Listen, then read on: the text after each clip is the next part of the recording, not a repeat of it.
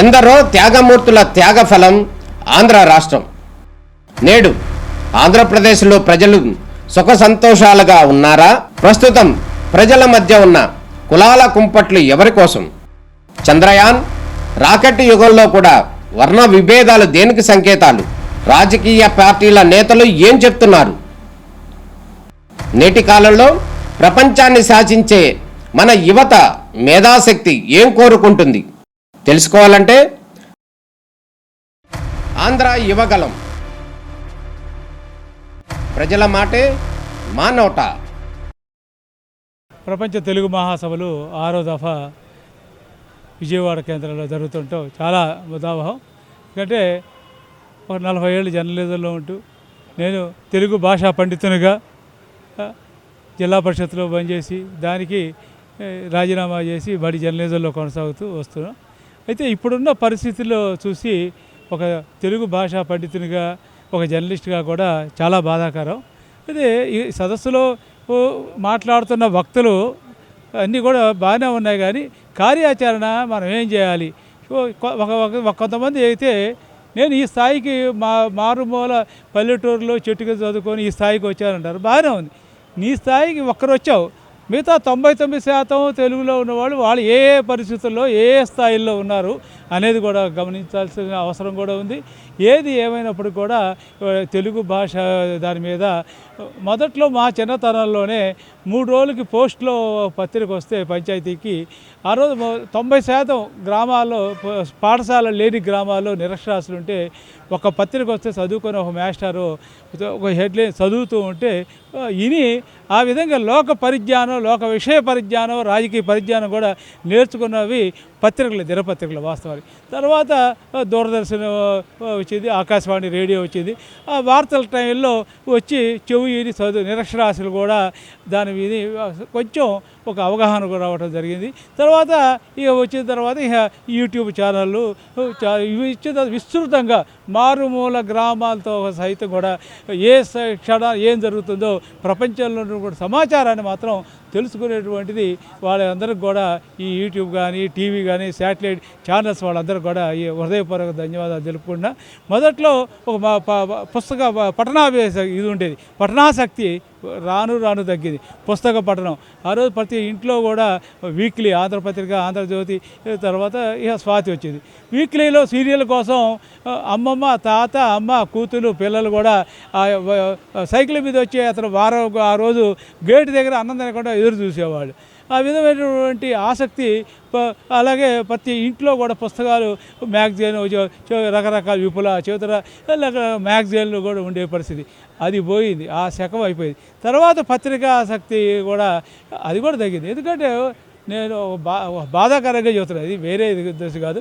నేను ప్రస్తుతం గుంటూరు గవర్నమెంట్లో శివాగిరి వ్యాలీలో కాలంలో ఉంటే 240 ఫ్లాట్లు ఉంటే ఎంత దౌర్భాగ్య పరిస్థితి అంటే మొత్తం అంతా ఐఏఎస్, ఇంగ్లీష్ మీడియం అంతా పెద్ద పెద్ద ఆఫీసర్లే వస్తుంది. మొత్తం మీద గేట్ దగ్గర వచ్చేది 10 పేపర్లే. 10లో 2 పేపర్లు నావి, మిగతా 8. ఇక మరి అసలు పత్రికా ఆసక్తి లేదు, పఠనాసక్తి కూడా తగ్గింది. దీన్ని పెంపొందించడానికి కూడా అందరూ కూడా కృషి చేయాల్సి ఉంది. దీనికి ఒక కార్యాచరణ ముందు పఠనాసక్తి పెరిగితేనే పత్రికలు కానీ వాటి పుస్తకాలు కానీ రచయితలు రాసిన పుస్తకాలు ఇందాక ఒక ఇంతమంది 10 కోట్ల జనాభా తెలుగువారు ఉంటే 10,000 పుస్తకాలు కూడా అమ్ముడుపోయిన పరిస్థితి ఉంది. అందుకని పఠనాసక్తి మీద ఈ 2 రోజుల్లో కూడా ఎవరు దాని మీద పఠనాసక్తి పెంచుకోవడానికి ముందు కృషి చేస్తే రచయితలు రాసిన పుస్తకాలకి మంచి డిమాండ్ ఉంటుంది. ఈ చివరిగా నేను ఒకటి కూడా సూచన చేస్తున్నా.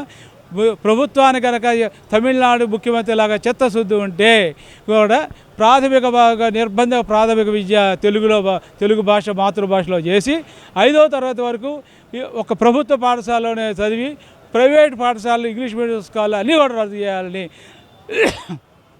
ఈ సందర్భంగా కోరుతూ సెలవు తీసుకుంటున్నాను.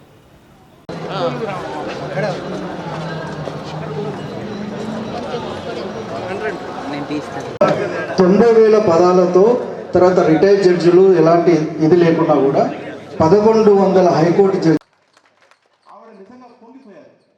తెలుగు మనం ఏం రాసామో తెలియదు, ఆమె గౌరవప్రదమైన మార్కులు ఇచ్చారు. నా పేరు అన్నవరం బ్రహ్మయ్య, నేను పాత్రికేయుడిని, రచయితను. విజయవాడలో 28, 29వ తేదీల్లో జరుగుతున్నటువంటి 6వ ప్రపంచ తెలుగు రచయితల మహాసభలు చాలా అద్భుతంగా జరుగుతున్నాయి. దీనికి సంబంధించి ప్రతిరోజు 3 వేదికల్ని బేస్ చేసుకొని ఒక్కో వేదికలో ఒక అంశాన్ని చర్చా వేదిక నిర్వహిస్తున్నారు. ముఖ్యంగా 28వ తారీఖు సాయంత్రం జరిగినటువంటి పత్రికా అంశాలకు సంబంధించిన చర్చలో తెలుగు భాష అభివృద్ధిలో పత్రికల పాత్ర ఏమిటి అంటే అంశం మీద మాట్లాడేటువంటి చర్చ చాలా ఉపయోగకరంగా ఉంది. అంటే ఇవాళ ప్రతి రంగానికి తెలుగు భాషను పరిరక్షించుకోవాలంటే ప్రతి రంగంలోనూ ఎవరికి వారు ఖచ్చితంగా కృషి చేయాల్సిన అవసరం ఉంది.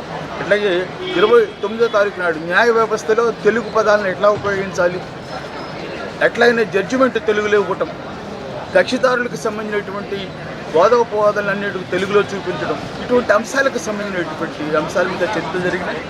అట్లాగే సాంకేతికంగా మనం ప్రతిదీ తెలుగులోకి రావాలంటే ఆంగ్లంలో నుంచి తెలుగుకి అనువాదం చేసే ప్రక్రియ చాలా ఇబ్బందికరంగా ఉంటుందని చెప్పేసి చాలామంది నిపుణులు ఇక్కడ అభిప్రాయపడ్డారు. దీనికి సంబంధించి మొత్తం మీద చాలా అర్థవంతంగా ఈ ప్రపంచ మహాసభలు తెలుగు మహాసభలు చాలా అర్థవంతంగా జరుగుతున్నాయి. దీనికి సంబంధించి సరే కొన్ని లోపాలు ఇవన్నీ ఉంటాయి, అవన్నీ సమస్య కాదు. వీటన్నిటికి మించి ఇక్కడ తెలుగు భాషకు సంబంధించి విశేష కృషి చేసినటువంటి అన్ని రంగాల ప్రముఖుల యొక్క ఛాయాచిత్రాలను ఇక్కడ ప్రదర్శించడం ఆవరణలో, కేబిఎన్ కాలేజ్ ఆవరణలో ఎక్కడైతే మీటింగ్ జరుగుతుందో అక్కడ ప్రదర్శించడం గొప్ప అంశం. చాలామంది ఛాయాచిత్రాలు చూస్తుంటారు. చాలామంది నిజానికి ఆ ఛాయాచిత్రాన్ని చూస్తున్నట్లయితే చాలా అనుభూతి చెందుతారు. ఇప్పటికైనా ఈరోజు సాయంత్రం వరకు జరుగుతుంది కాబట్టి అవకాశం ఉంటే ఎవరైనా వచ్చి చూడొచ్చు ఛాయాచిత్రాలను. ఈ బహుశా ఇవన్నీ కూడా మీకు నెట్లో దొరుకుతాయి. దీనికి సంబంధించి కూడా ఇవన్నీ కూడా మీరు గమనంలో తీసుకోండి. ఈ ప్రపంచ తెలుగు రచయితల సభలు విజయవంతం చేసిన అందరికీ కూడా ధన్యవాదాలు చెప్పుకుంటున్నాను.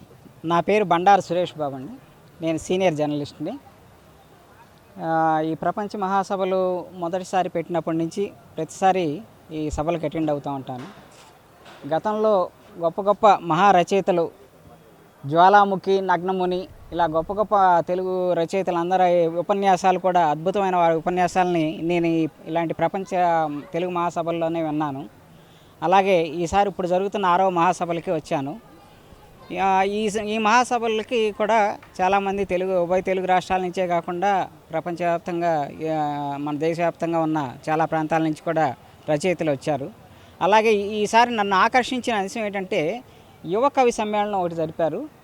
ఇక చాలామంది ఇప్పుడు కావాల్సింది ఏంటంటే యువతరం ఈ సాహిత్యానికి, కవిత్వానికి చాలా దూరంగా ఉంది. పైగా తెలుగు భాషకే వాళ్ళు దూరంగా ఉన్నారు, అంతా ఇంగ్లీష్ మీడియం చదువులు.